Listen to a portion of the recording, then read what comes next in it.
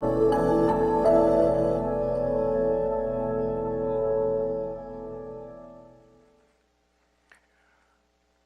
6 of Empowering Coupleship.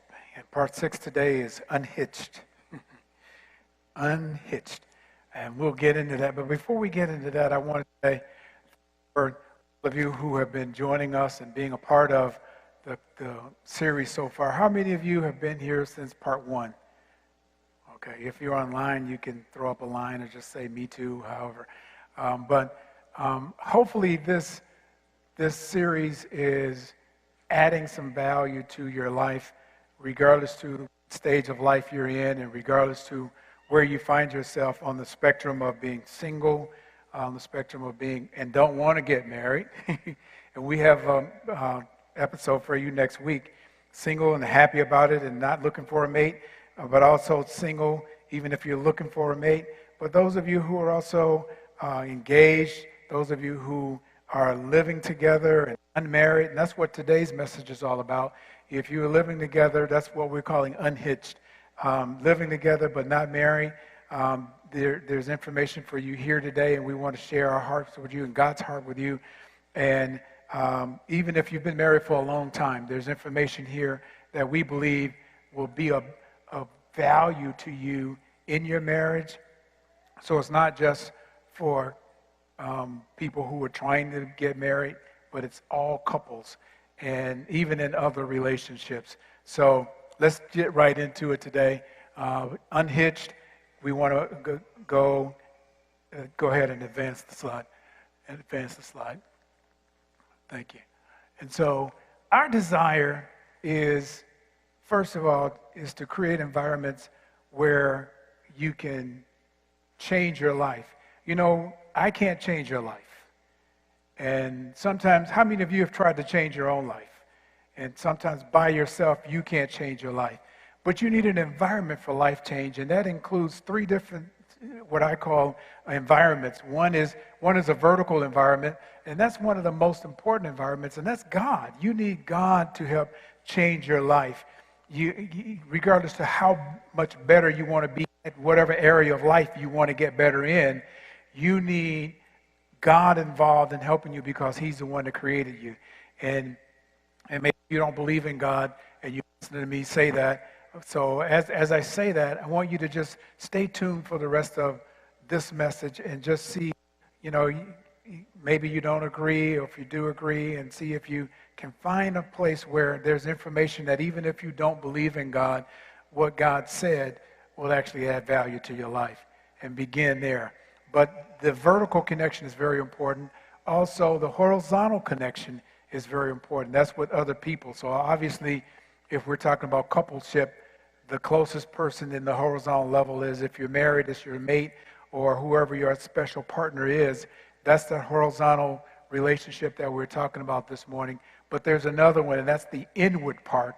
That's you being truthful and acknowledging who you are yourself. And not just acknowledging, but finding out who you are. Sometimes we don't know our own weaknesses. We don't know our own strengths. We don't know who we are. But be on a mission to find out who you are, so that you, as you discover who you are, you can see how you relate to others horizontally, and you can add value to their lives and see where they can also add value to your life. So today, as we talk about unhitched, what do we really mean by unhitched? And what is it? Obviously, if there's an unhitched, there's a hitched, right? So I want to share with you from the Urban Dictionary what hitched is. And the Urban Dictionary is a little different from Webster's and other dictionaries, because the Urban Dictionary, some of you helped put this definition together. People who are listening to us actually add to it. But in the Urban Dictionary, it says that hitched it means to get married, but then there's the comma after this. It says thus. In other words, here's what get married means.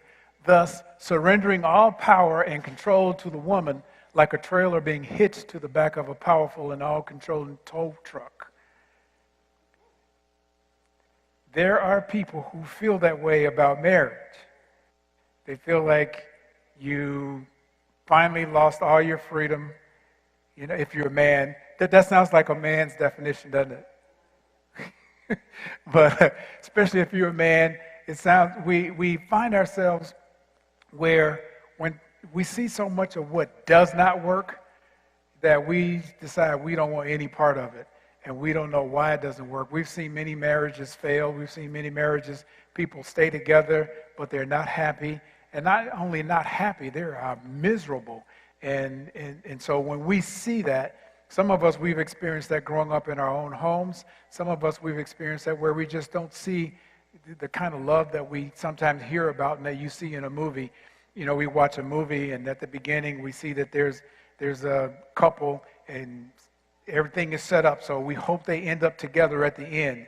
And then at the end, when they finally look like they're going to live happily ever after, then we're relieved. And that's the only reason why we watch the entire movie, is to find out what was going to happen to them. And that's kind of what goes on in our own lives. We want a good ending. And so as we talk about unhitched today and people that are hitched, and that's the definition we talk about hitched, I want to share some statistics with you first, because I believe that we need to be honest with ourselves. I believe the church needs to be honest with each other, with you.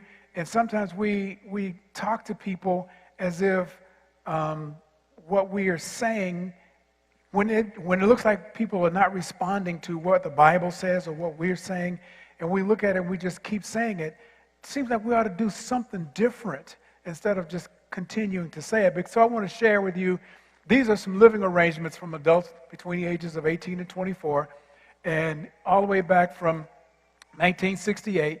You can see the red line that you can see there is people who are living with a spouse, and the blue line is living with a partner. In other words, living with a partner but unmarried.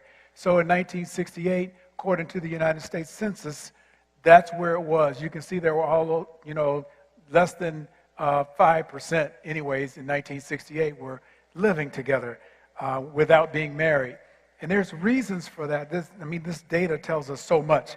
And there's a lot there between the lines and between the years. But you can see the graph, if you look at that picture from 1968 to 2018, you can see some things that have happened over time. You can see that people in that age group, 18 to 24, people in that age group who were living with a partner continue to increase all the way to where it's more than 10%. And this is talking about the whole United States Census, United States data information, not in certain groups, but all of it. But you can see that people who are living with a spouse is less than 10% in that age group. So that tells us a lot. One of the things that tells us is that age group are waiting longer to get married, because that age group is 18 to 24. How many of you got married between 18 and 24? So many of us did. And but all of you who raised your hand, it was a lot older than 18 to 24. And so how many of your kids got married when they were between 18 and 24? And if you have kids in that age group, depending on how old they are, a lot of them definitely waited till longer than that. So let's show you the next slide here, where we're looking at people from 18 to 34 and the percentage of people that are married in that age group. So you can see in 1978, people in that age group that were married were 59%. But then when we go to today or last year, their percentage went down 30%. That percentage went down for that age group of people who are married. So that's telling us that some things are happening to the people, or what's going on to those. There are reasons. You don't just decide to wait. There are many factors that are causing that information to change like that. So let's show you the next slide here. Now these are the people that are, people that are waiting to get married. In other words, the blue line is for men and the red line is for women. This is the age that they got married. So you can see way back, and this goes all the way back to 100 years ago more. And you can see that age group was like 22 for women, 26 for men. And you can see it was kind of stable. It went down in the 40s. In the 40s and 50s, that's when people like my parents got married. And you can see that they got married younger. as a whole from the United States Census. And depending on your culture, many of us, we know people in our families who got married a lot sooner than that, a lot earlier than that. And as you go on, but you can see as it gets up to 2018, you can see that the average age for women is 27.8, so almost 28 years old. And for men, 29.8, that's almost 30 years old before they get married. And there are big reasons for this. One is economical, economics. People, they're staying home longer because they don't make as much money, and so they're supported at home. And so we have a lot of people because of our nature and the things that we've talked about in this series up to this point. Remember last week and the weeks before, we talked about love, and we talked about the different kinds of love. We talked about, romantic love. And if you are normal, or and I shouldn't just say normal, but most people desire a mate. Once they hit that 18 to 24, you desire some kind of mate. And when we desire a mate, and your body and all of your emotions and who you are is looking for a mate, then if other environments aren't helping you to prepare for that, then you start to do things like what a lot of people are doing, and that is just moving in and living together. And so when we say unhitched, we're talking about couples who have moved in together, they live together, they cohabitate before getting married or without the intentions of marriage. So you have few categories here where some people, this is like a prelude to marriage. We're going to move in, and then we'll get married later. But we'll move in, and there are many reasons that, people get married or move in. Some of them are economical. I'm going to share with you some of the social reasons, because I think that's one of the biggest factors that brings us to this message. But what we want to talk about today in this message are the pros and cons to this. And so we're going to talk about the purpose of it, the pros and the cons, the statistics, as I'm starting to share some of that with you now. But we want to share with you God's heart and his purpose and the concept of two people becoming one, because that's really what it's all about. It's really all about two people becoming one. But just to share statistics with you, look at this. This was shocking to me.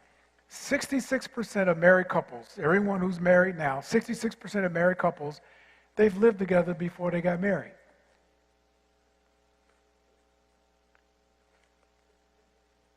Let's let that sink in for a minute. That's like 2/3 of the population. 2/3 of the married population have lived together before they get married. And if you're a church person like I was, I was raised in church, and that marriage meant certain things, and sex outside of marriage meant certain things, and living with someone, even with, some people would say, well, we're moving in because, we both now, let me say it for you. Because many people are getting married later, as we said. Think of a 30-year-old. Many 30-year-olds, their parents already kicked them out of the house. It's like, you're gonna get a job, you're going somewhere. You're not going to be living here at 30 years old, not if you're a man.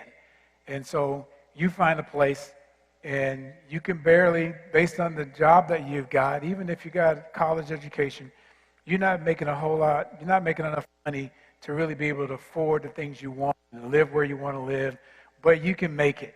But then now you have a girlfriend who you think you want to spend the rest of your life with, and she has the same issue, the same problem. But then you start thinking, if we just, instead of you paying rent over here and I'm paying rent over here, if we just get one place where we can both live and pay the rent together, then we can save some money. It won't be so hard on us. And so that's one of the things. But let me go through some of the cultural reasons why we have this kind of statistics where 2/3 of people that get married live together before they got married. Their values have changed. The culture, our cultural values have changed. In other words, we are, as individuals, we're under the influence of the culture, whatever the cultural values are. And many of the people, especially in the age group that we talked about between 18 and 24, we haven't thought about defining our own values yet.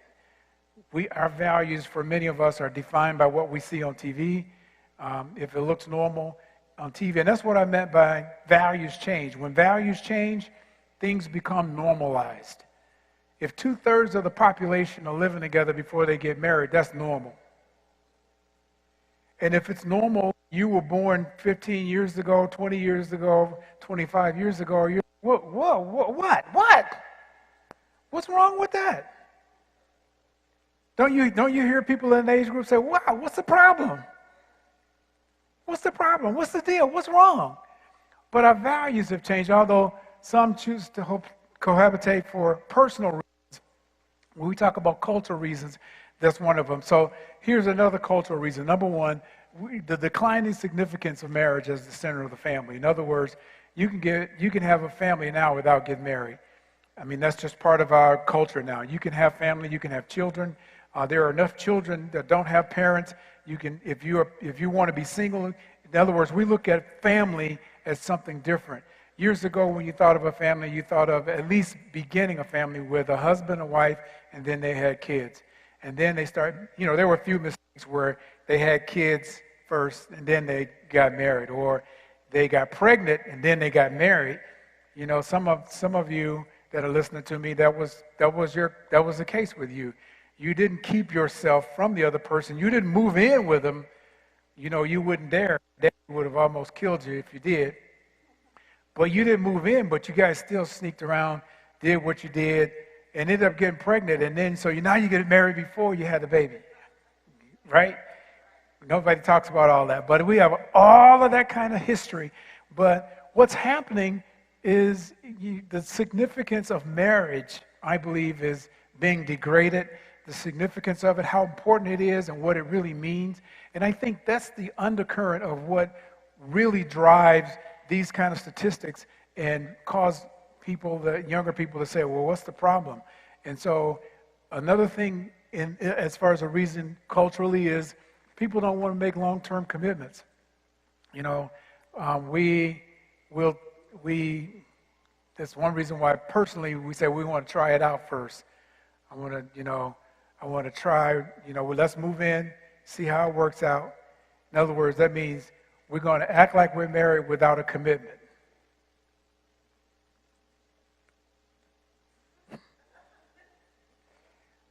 We're going to live like we're married, but no commitment.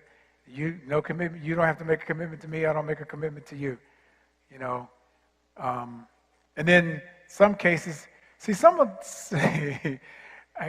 this, a lot of the data I research, but some of this is just from me talking to people who live together who are not married. And some of the things that they tell me, it's real, and we need to understand that. It's people like me who are pastors, we need to understand that so that we can create an environment for these people to understand what God's real purpose is for oneness, and then we can make better decisions. But we have aversions to long-term commitment. We don't like to make long-term commitments. We want, because something might change. What if something changed? What if I don't like you? What if we get together and, you're the kind of person who, let's do a real one. You're the kind of person who, something really, really, really that sometimes you don't find out until you start living with another person. And, you finally get up, you wake up, in the morning, and that person's all happy, singing, making noise, and you're still trying to sleep. And then you think, okay, this is the first night. Then next week it's the same thing. And then after a couple of weeks of that, you're like, instead of being loving like you were, you're like, what you so happy about early in the morning? Then now you start breaking down. They're like, well, where'd that come from? It was in there all the time, but you never learned how to deal with it. Before you moved in, you didn't realize that that was an issue for you with anyone else because you never got that close to someone else. And here's the difference. When you make a commitment before, that includes some things that's missing when you choose to move in, that you now don't have the strength to gather and pull together. And so those are the things that's missing. Another reason is that, the personal milestones that's usually associated with being married, like sexual relationships, that used to be a milestone. It's like, be glad when I get married. It's like when I get married, we look forward to that. It was, we set those milestones early in life, and we're looking forward to it. Having children, establishing a household, when I get my house and our house, But now these things occur outside of marriage, and so and it's normal for these things to occur outside of marriage. Another one is just that it's the social norm. It's, as I said, it's normal. And number 5, though, is what I believe feeds this. And number 5 is declining confidence in religious institutions to provide guidance. Religious institutions being churches and wherever you get your religious information from. I believe that people have lost confidence in what we say and what we say, even what we say that the Bible said, and there's a reason for this. And so that's what I'm going to talk about in depth today, because I think that's the bottom line of why we end up making the kind of decisions that we do. So, for example, the biblical concept of marriage, which is one man for one woman for life. One man, one woman for life. That's the biblical concept of marriage. That's the biblical definition of marriage. That's that's our world. And many of us grew up with that concept, but that's being challenged today, and it's being attacked. It's like, why? There are cultures that live in different I'm trying to think of the name of this one culture that it's in China, and I believe it's Mosu people. How many of you ever heard of the Mosu people, Mosu culture? It is very, very interesting. For example, even in China, the women in this little community, women are in charge. Women run everything. Okay? Men, they babysit, keep the kids. All right, so see. The woman get up in the morning, she goes to work. She works all day. And really, it's not just the men. And when I say men, here's how the men household is made up. Because it's really the parents of the person. Let me back up, because here's how this starts. When a young lady turns 13, she's given her own room in what they call the flower house. It's like, that's not necessarily the family home, but that's a house where you have your room at the age of 13. At age 13, you can invite any man you want in your room. At 13, and the boys, when they turn 13, then they're able. They can come, and this is a real community. I read about it first, and then I started researching, and there's people who've done interviews with these people, and it's the funny part is, well. Let's some of the tourists try to get in on the action, but you have this community where, and so this 13-year-old has her own place now, and any man that she invites in, and he has to be invited, he's able to come in and spend the night, but by morning he has to be back in his household. So this is just, in the family household is where this 13-year-old's parents actually raise all the kids.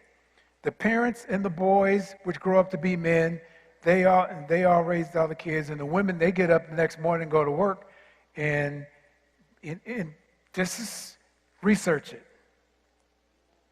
Some of you, you know, some people listen to me, they want to go check it out. Some of you are like, ooh, I don't want nothing to do with that.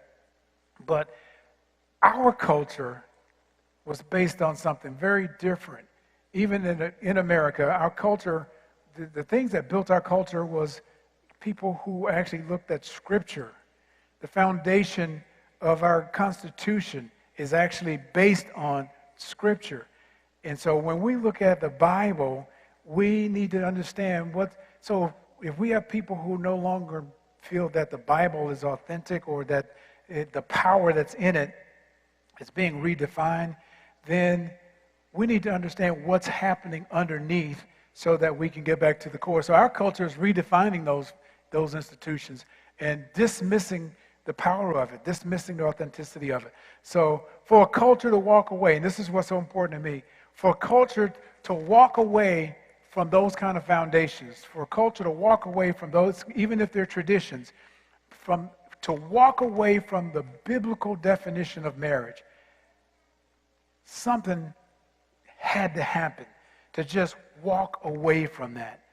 And I think it's almost been, it's so subtle, but over the years, it's so subtle that we just, it's like, here we are now. I mean, think about it.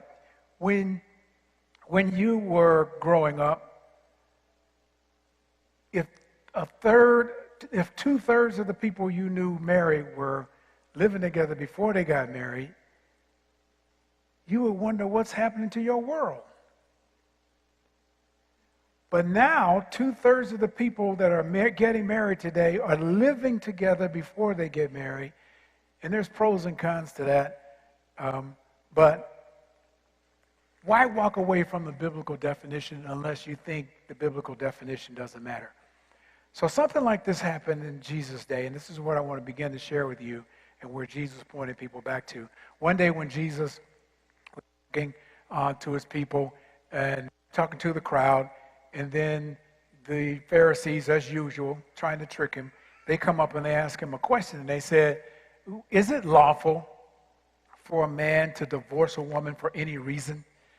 Okay, and they were trying to trip him up and get him to say something different than what Moses had said, because Moses had also given them a reason to have a written, for divorce if they needed to, and there are certain reasons. So of course they create all these different laws and reasons, and since it was men creating the laws and reasons, a woman couldn't get divorced just because she wanted to, but a man could get divorced just because she burned a toast 2 times in a row. However, anything, he could just say, all he had to do was put it in writing. And that was the main thing, is put it in writing. And so they came and asked Jesus this, so is it lawful for a man to get a divorce for any reason? And look at what Jesus said to them. And this is the beginning of what we're saying today. He said, haven't you read that at the beginning the Creator made them male and female? So this is the beginning now. Sometimes we look at this and we don't realize how important this is. He said to these people who were really very well read, Pharisees, they know the law. Some of these people were lawyers, and they know the law. And so they were trying to use the law to trip him up. And he said to them, haven't you read? In other words, what he's really saying is, you know better than to ask me that question. He said, haven't you read that in the beginning? So he reached way beyond Moses, way beyond any of the rules that they had come up with. He says, haven't you read that from the beginning, the Creator, meaning God, made them male and female, and said, now what did he say to them? He said, for this reason, a man will leave his father and mother and be united to his wife, and the two will become one flesh. That is so powerful. That is so powerful. He's saying, here's the reason that a man will leave his father and mother. In other words, when I think about me and my dad, that's 2 people. Me and my mom, that's 2 people. Me and my dad could never be one person. Me and my mom could never be one person. We'll always be two people, even though people look at me and say, boy, you just like your daddy, or you do that just like your daddy, or, you do this just like your mama. How many of you, people say, now, she just spit you out. We say stuff like that. You're so much like one of your parents, but you are still just one person. And two of you make two people. Even if you're twins, you are two people. You are a whole lot alike, but you are two people. And God said, for this reason, a man will leave his father and his mother and his family home and be united to his wife, someone else from someplace else that's not necessarily a part of his life, and the two will become one flesh. The two will become one. Now, he says, so they are no longer two, and this is what Jesus is saying. So they're no longer two. Now, how does this happen? How do two people no longer be two? Therefore, what God has joined together, let no one separate. And so what Jesus is saying here, it's deeper than just the horizontal level, just you and someone else. There's something that happens on the vertical level, because he said, who joined together? What God joined together, let nobody else separate. And so what Jesus is quoting here, Jesus is quoting Genesis. He's quoting Genesis 1:27, 28, and also Genesis 2:24. And quoting from Genesis, when Jesus quotes from Genesis, that tells me a number of things. That it tells me that Jesus obviously believed in creation.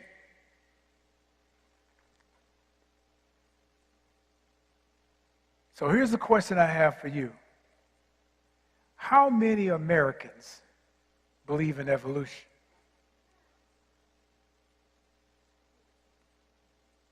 I mean, when you went to school, in elementary school, I can remember being in school when they were teaching evolution. And I was very religious, so it didn't matter to me what they said in the science books. I didn't accept it. Now, that could be good and that could be bad. That could be, you need to look at that a couple of different ways, but I'm just talking about from my experience. But when you look at, because now let me ask you this question while we stay on that question. When you learned evolution, did they teach it to you as a theory, or was it like that's the way it happened? So it kind of depends. Like, I don't remember them saying this was a theory. And like theories need evidence to be proved and, data. And of course, they're continuously collecting data for what Darwin put together for evolution. But when you look at how many Americans believe in evolution, it's interesting because it depends on the way the question is asked. When the question is asked, do you believe that, for example, do you believe that, we came from this big bang and the earth is billions of years old and all that? Then you have a lot of people that, may say one way or the other because they don't want to exclude God. But then when they say, well, do you believe that this happened and God made it happen, he was a part of it, then it goes up. But you would be surprised at the number of people that reject evolution. Only 18% reject evolution. Now, that's different than maybe what you think. In other words, that means there's 82% that believe something else. Some of us are in the 82%. Seems like that's a big enough percentage that we don't believe in evolution.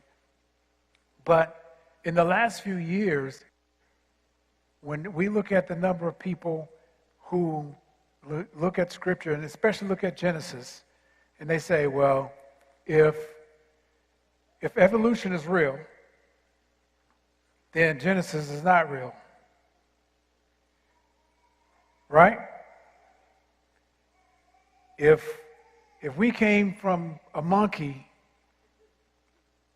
and see, we church people, we laugh at that. It's like, that's ridiculous. But based on evidence, that's not so ridiculous. Based on the evidence that's presented, that's not so ridiculous. And when your kids and your grandkids go to school and it's not that ridiculous, they have to do something with that in their brains. They have to say, you know, Genesis is telling me that God created man and woman and they were married.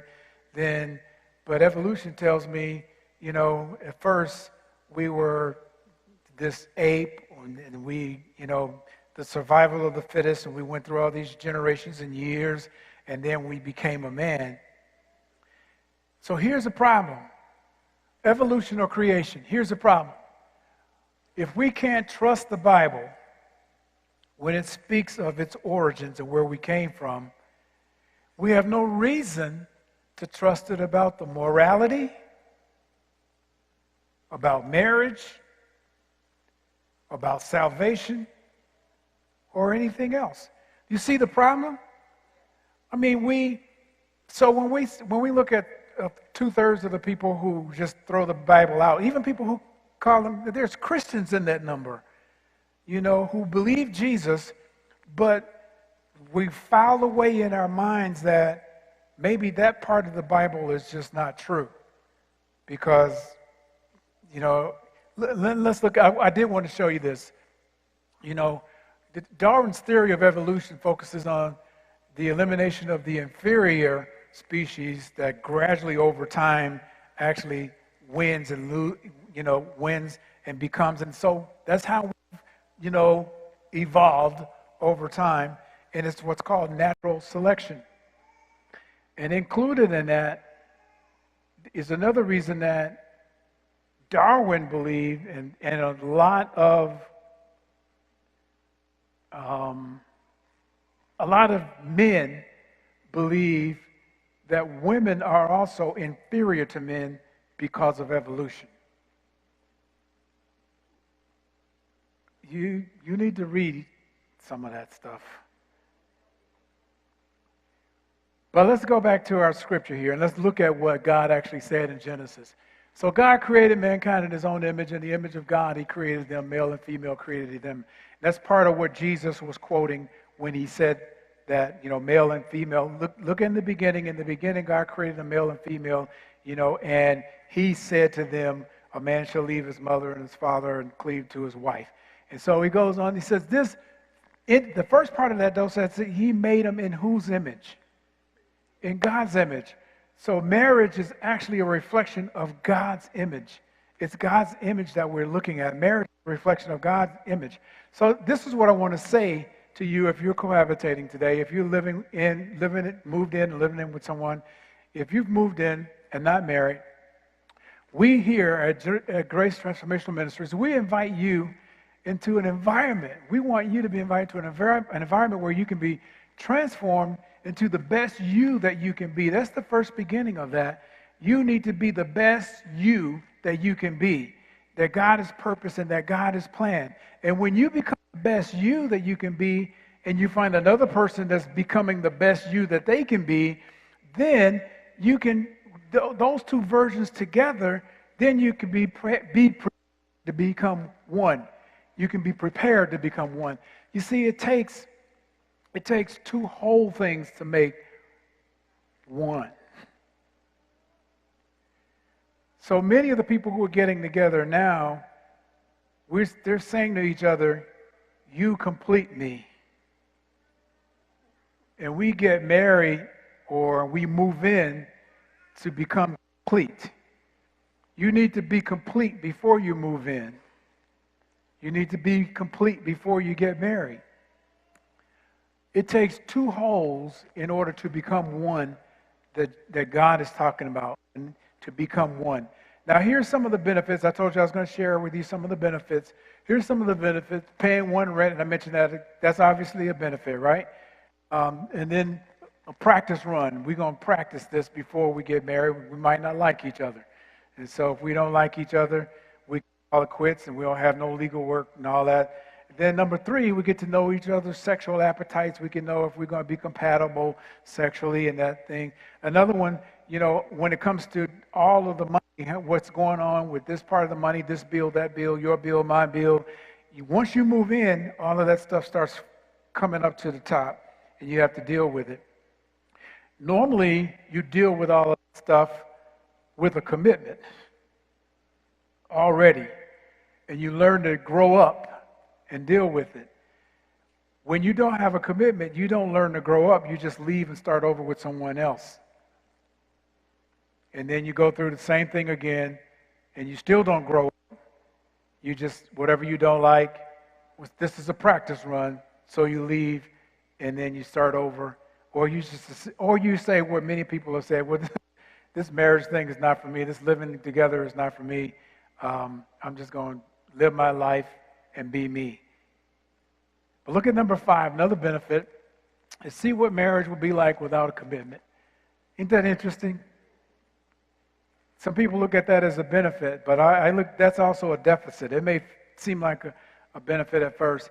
But here's number 6, and I added this in because if you are going to live together, you're going to move in and not without a commitment, then you should have an agreement. Just like, some people get married, they have a prenuptial agreement. If you're going to live this kind of life, you put some things in writing as to what's mine, what's yours, and if we break up, this happened, that happened, and we get all that together so that we can understand without, it makes it easy.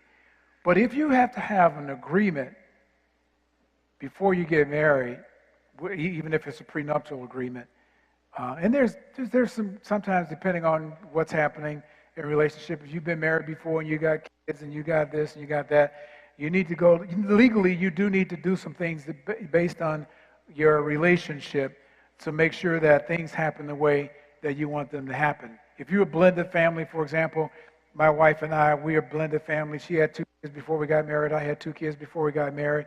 If something happens to me, we've gone together. We have a living will. It's not a prenuptial agreement. We didn't say, well, we got to make some things straight before we make this commitment. We made the commitment first and say, we'll work this out. And what we've decided to do is, if something happens to me, my kids get something, but also her kids get something, and she gets something. I mean, they're my kids. All of them are my kids. And so that's the way I look at that, and vice versa. And so when you have to have an agreement before you get married, that says a lot about your trust for each other. And where trust is missing, there's no real intimacy. And so what you're trying to build, you really are not building it if you're starting off your relationship like this. So we're going to wrap this up with looking at some of the same scriptures that we looked at last week in 1 Corinthians, the 13th chapter. It says that love does not dishonor others. Love does not seek itself. It's not self-seeking. When you choose to move in, you are also dishonoring the other person if that person, and then I'm talking about from a Christian perspective, if you're trying to believe what God has said and you agree to move in and live with someone else, you're saying, we don't care what God said. Our flesh wants this. That's really what you're saying.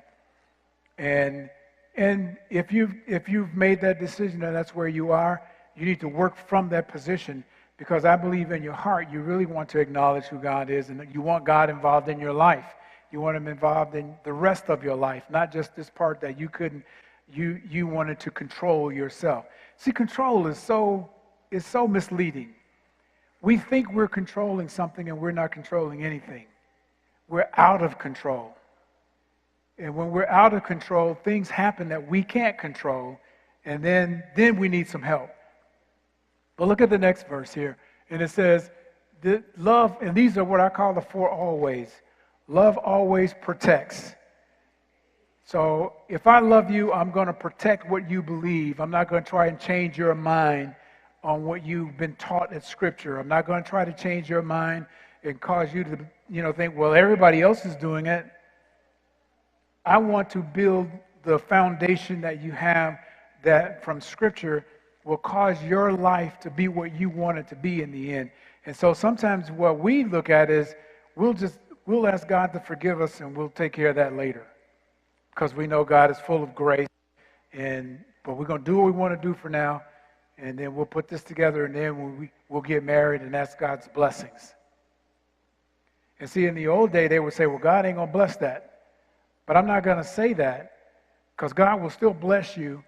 Grace is regardless of how much you've screwed up. We've seen so many people in Scripture who did the exact opposite, and God blessed them anyway. But what you miss, you can never gain. Wow. See, if you're disobedient, there's a reward for being obedient. If you disobey, you can never gain that reward of obedience. You can only get what you start to get once you are back in alignment with what you are believing. But you can't gain through sacrifice what you lose in disobedience. You know, when the scripture says that obedience is better than sacrifice, you know, they lived on a sacrificial system where they would do whatever they wanted to do and just bring a sacrifice to the altar, and then they were fine for another year. And then God said, David was a man after my own heart, you know, and obedience is better than sacrifice. When you can learn to obey, learning is a process. You learn to obey.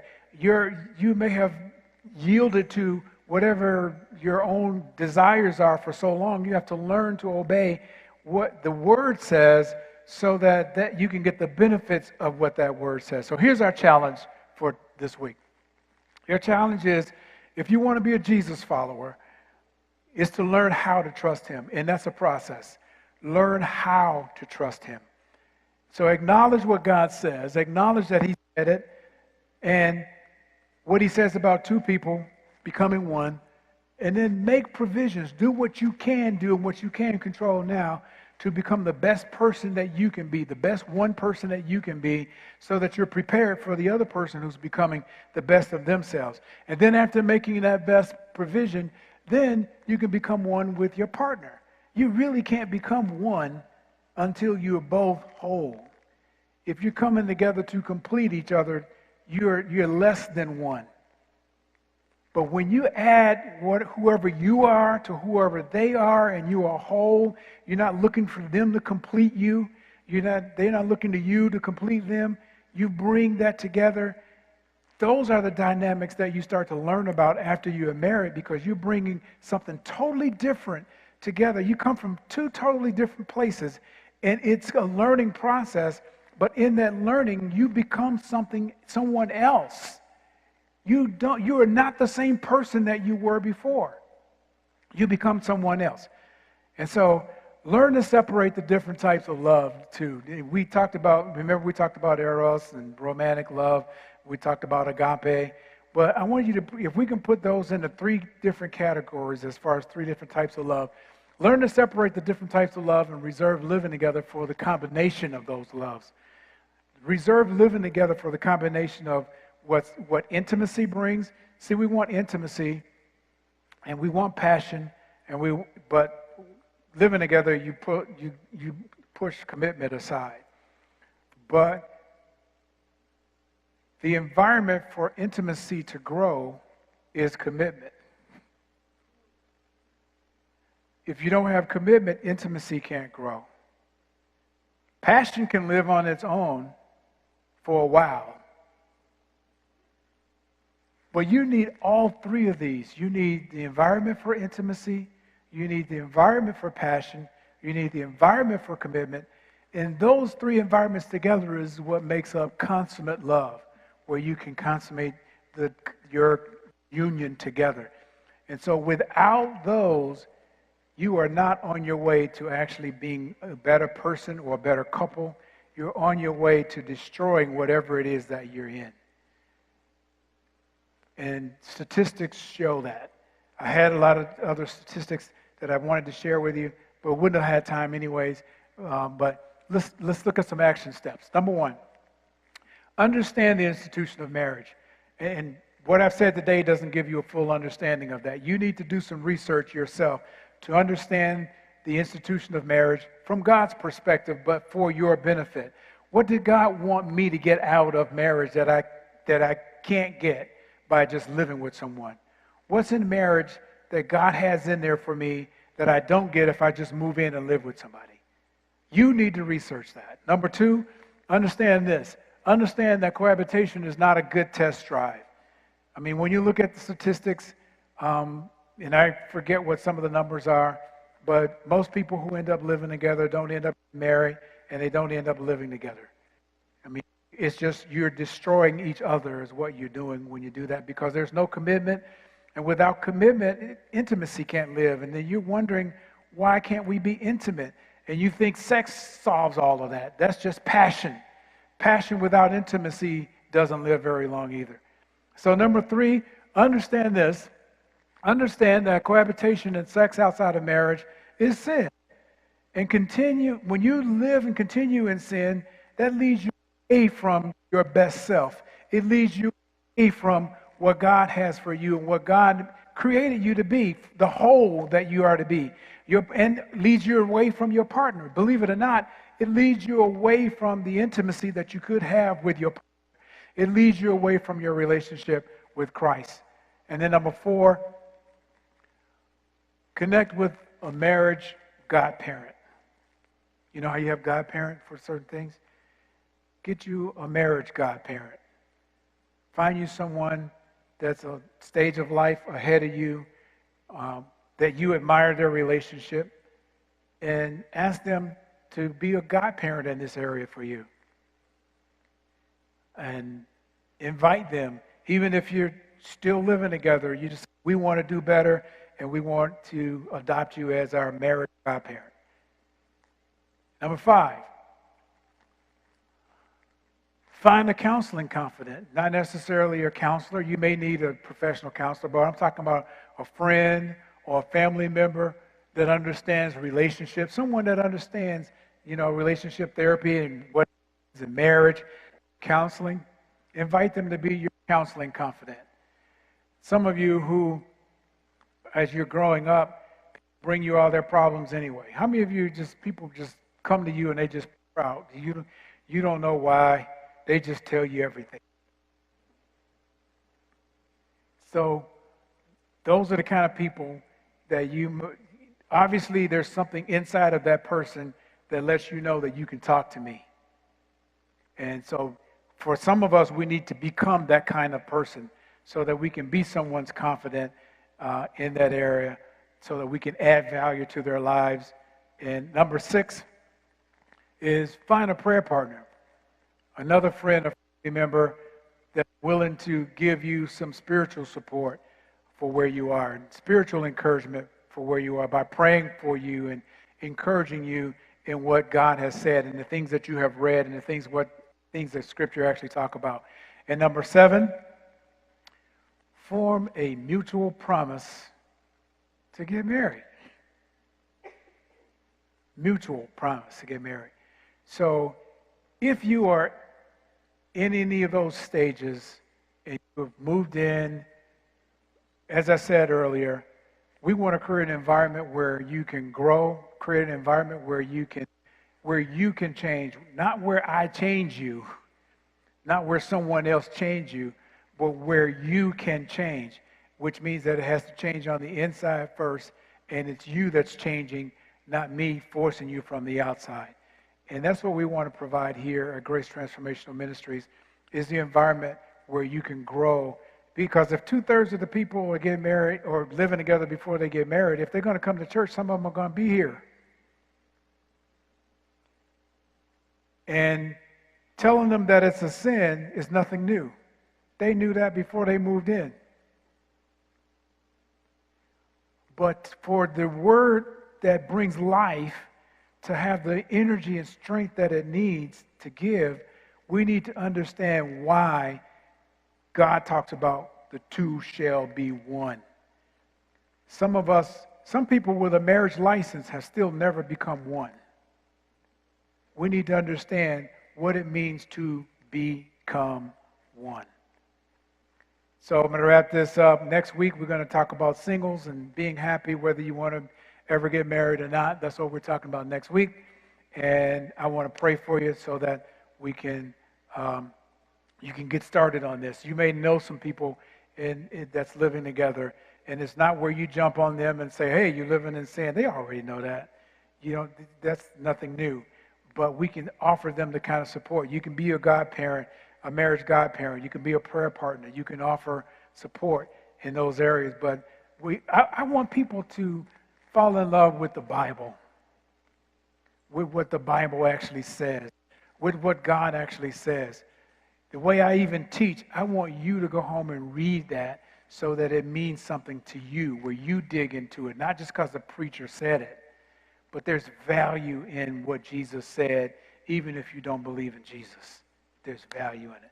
So let me pray for you. Father, we thank you today for your word. I thank you for individuals that have even talked to me who find themselves where they've moved in with another partner. And I thank you for every heart that's open and who loves you, desire that your will and your purpose come to pass in their lives. And they want the best. God, I thank you. I pray now that you would help them to see and understand that the best actually comes from you, and the best comes from obeying what you have said. And so we honor you and give you praise for that, and ask that you would give us strength this week to do the right thing, and not just because it's right, but because it's also the most profitable thing for us. In Jesus' name, amen. God bless you. Have a good week.